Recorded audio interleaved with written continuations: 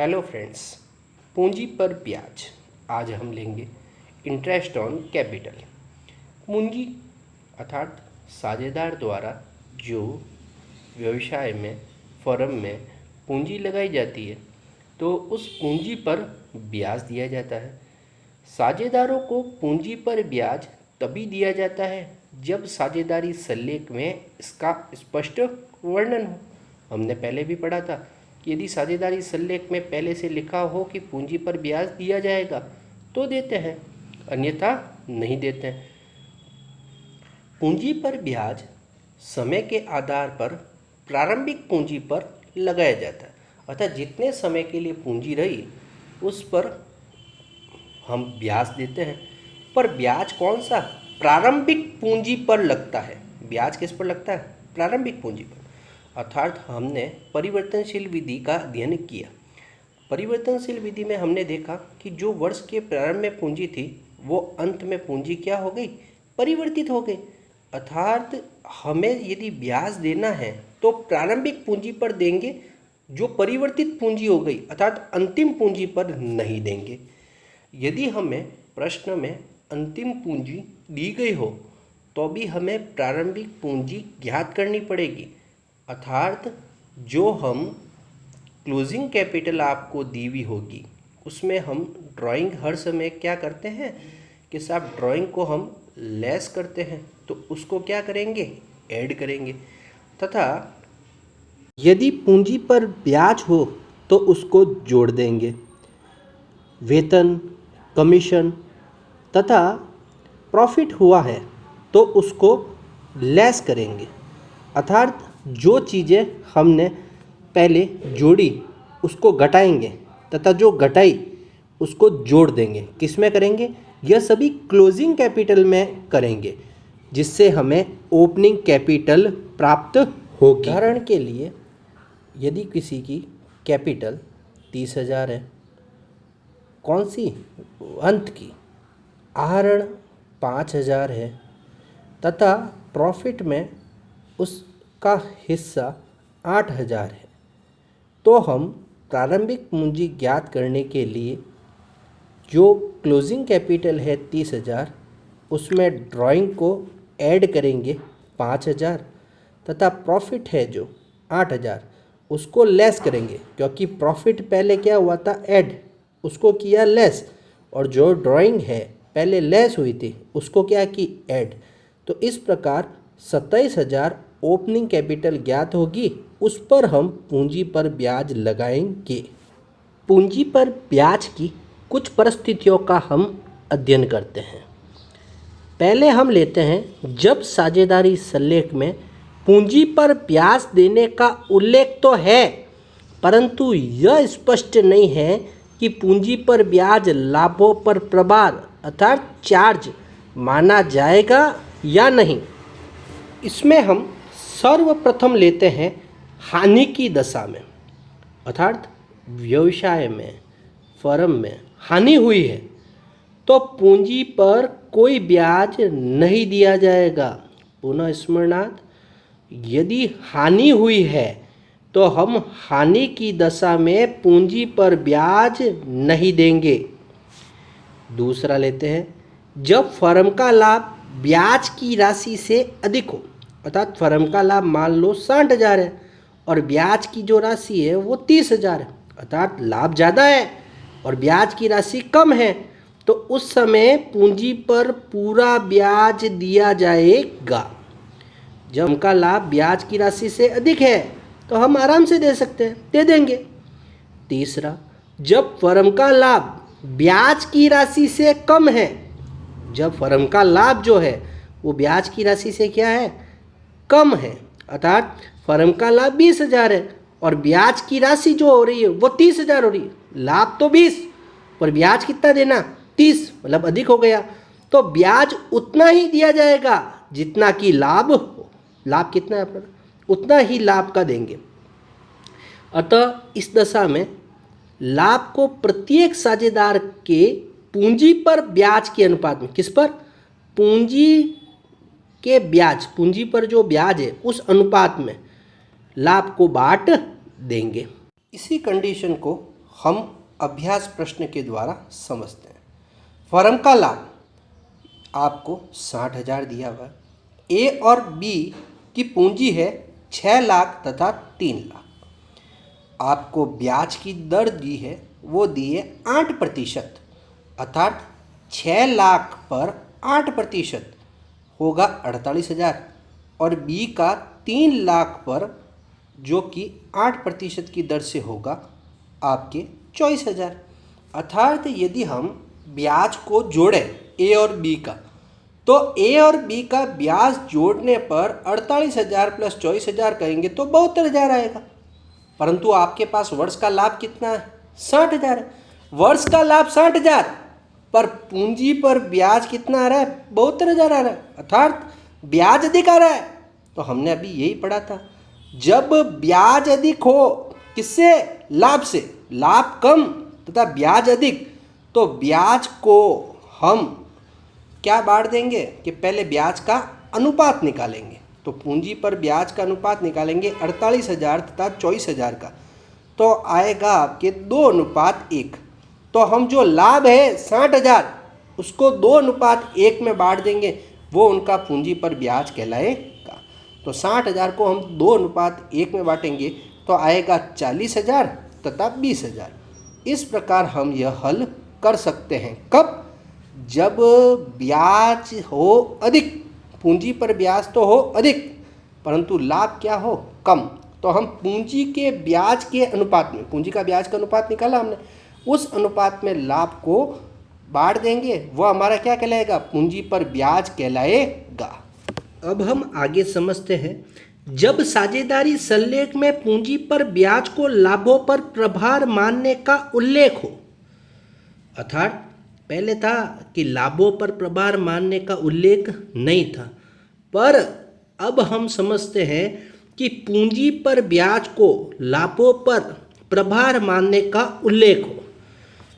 ऐसी दशा में जब लाभों पर प्रभार मानने का कहा हो, तो फर्म में चाहे लाभ हो या हानि, साझेदारों को उनकी पूंजी पर ब्याज दिया जाएगा। यदि फर्म में भले लाभ नहीं हो, हानि हो, तो अभी आपको पूंजी पर ब्याज देना पड़ेगा। ब्याज का भुगतान करने के कारण जो हानि उत्पन्न होगी उसे सभी साझेदार लाभ विभाजन अनुपात में वहन करेंगे। अर्थात यदि ब्याज का भुगतान के कारण आपको तो पहले से लाभ कम ही था मान लो, और ब्याज का भुगतान कर दिया तो हानि हो जाएगी, तो उस हानि को सभी साझेदार किसमें? लाभ विभाजन अनुपात में वहन करेंगे। ए व बी 3:2 के साझेदार हैं। उनकी पूंजी क्रमशः 6 लाख तथा 3 लाख है। साझेदारी सल्लेख के अनुसार पूंजी पर ब्याज 8% वार्षिकी दर से देना है, जो कि फर्म में चाहे हानि हो तब भी देना है। क्यों? क्योंकि अभी हम क्या समझ रहे हैं? साझेदारी सल्लेख में पूंजी पर ब्याज को लाभों पर प्रभार मानना, अर्थात हानि होगी तो अभी हम क्या देंगे? ब्याज का भुगतान करना पड़ेगा। जो कि वर्ष की हानि हो तब भी दिया जाएगा। क्यों? किसके कारण? क्योंकि यहाँ पर क्या माना गया है? पूंजी पर ब्याज को लाभों पर प्रभार माना गया है। वर्ष का लाभ 60,000 है। तो यदि हम समझें तो 6 लाख का कितना प्रतिशत के साथ? 6 लाख का 8% 48,000, 3 लाख का 8% 24,000, 48 प्लस 24 बराबर 72,000। जबकि लाभ कितना? 60, पर पूंजी पर ब्याज कितना हो रहा है? 72, पर प्रश्न के अनुसार 72 तो देना है। पूंजी पर ब्याज देंगे तो इसके कारण 12,000 रुपये का हमें क्या होगा? लॉस होगा। लॉस कैसे हुआ? क्योंकि लाभ 60,000 का, पर पूंजी पर ब्याज आपने कितना दे दिया? 72,000। तो 12,000 का नुकसान जो ए और बी लाभ विभाजन अनुपात उनका 3:2 है, उसमें वहन करेंगे। तो 12,000 को 3:2 में बांटेंगे तो आएगा 7,200, 4,800। वह लॉस किन किन को हुआ? ए और बी को। कितने का? 7,200 और 4,800। कैसे हुआ लॉस? लाभ था, लाभ कितना था? 60,000, परंतु पूंजी पर ब्याज अधिक था। कितना? 72,000। पर जब साझेदारी सल्लेख में पूंजी पर ब्याज को लाभों पर प्रभार मानने का उल्लेख हो तो हमें क्या करना पड़ेगा कि साहब यह कार्य करना पड़ेगा, अर्थात लाभ जो है वो किस में परिवर्तित हो जाएगा? हानि में परिवर्तित हो जाएगा। आहरण पर ब्याज की गणना करने की विधियाँ। अभी हमने पूंजी पर ब्याज पढ़ा था, अब लेते हैं आहरण पर ब्याज की गणना करने की विधियाँ। दो प्रकार की है, पहली गुणनफल विधि, दूसरी मासिक आहरण विधि।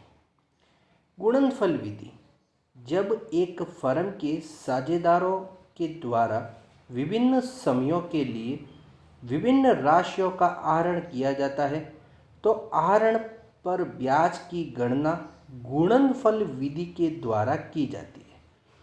अर्थात एक कोई साझेदार है राम, जिसने जनवरी में आहरण किया, फिर मार्च में आहरण कर लिया, फिर अक्टूबर में आहरण कर लिया, फिर नवंबर में आहरण कर लिया, तो उस समय उसका जो धन है जितना जितना किया तथा जितने समय के लिए किया उसको गुणा कराकर एक प्रोडक्ट निकाला जाता है। अर्थात जितना अमाउंट का आहरण किया और जितने समय के लिए आहरण किया, अर्थात जनवरी से यदि किसी ने आहरण किया है तो पूरे 12 महीने, और मार्च से आहरण किया है तो 10 महीने। तो इस प्रकार से राशि और पीरियड को गुणा कराकर प्रोडक्ट निकाला जाता है तथा उन सभी प्रोडक्ट का योग किया जाता है। उस प्रोडक्ट का योग करने के बाद निम्न सूत्र लगता है, इंटरेस्ट ऑन ड्राइंग बराबर total product into rate into 1/12। वापिस इंटरेस्ट ऑन ड्राइंग बराबर टोटल प्रोडक्ट इंटू रेट बट्टा 100 तो लगेगा ही, इंटू 1/12। हम हल कर कर समझते हैं।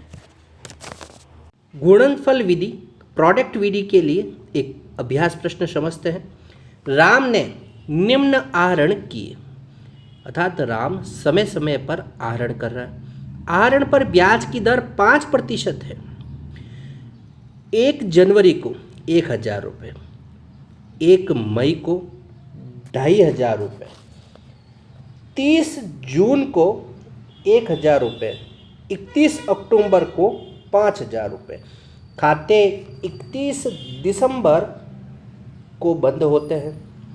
तो आहरण जो है वह विभिन्न तिथियों में किया हुआ है, अर्थात हमें गुणनफल विधि अपनाएंगे तो उसके लिए सर्वप्रथम समय 1 जनवरी से प्रारंभ होकर 31 दिसंबर तक चला।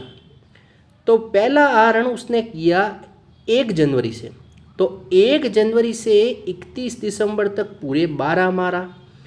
दूसरा आहरण 1 मई, तो मई, जून, जुलाई, अगस्त, सितंबर, अक्टूबर, नवंबर, दिसंबर, कितने माह?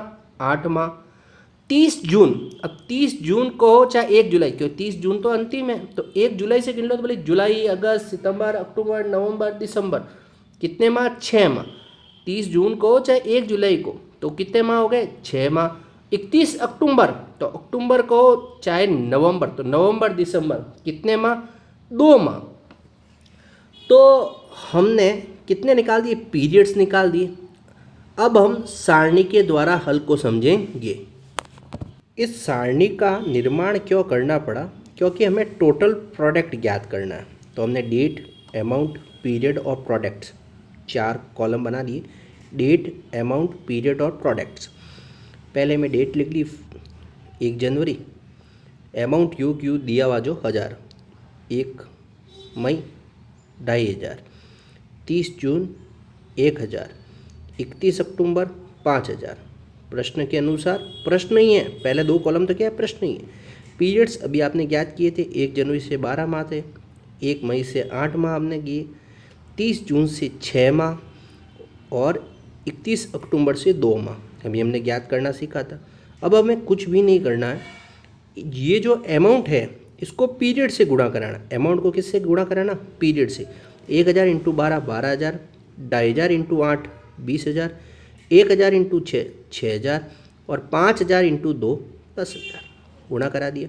अब ये जो प्रोडक्ट है इस प्रोडक्ट का योग करेंगे, तो प्रोडक्ट का योग करेंगे 12 प्लस 20 32, 6 38 और 10 48। तो टोटल प्रोडक्ट आ गया 48,000। टोटल प्रोडक्ट कितना आ गया, 48,000। अब हम वही सूत्र अपनाएंगे, इंटरेस्ट ऑन ड्राइंग बराबर total product into rate upon 100 into 1/12। Total product into rate आपको दी हुई थी 5% इंटू 1/12, भाग 12 का लगाना पड़ेगा। तो टोटल प्रोडक्ट है 48,000 इंटू दर दी हुई है 5/100 इंटू 1/12।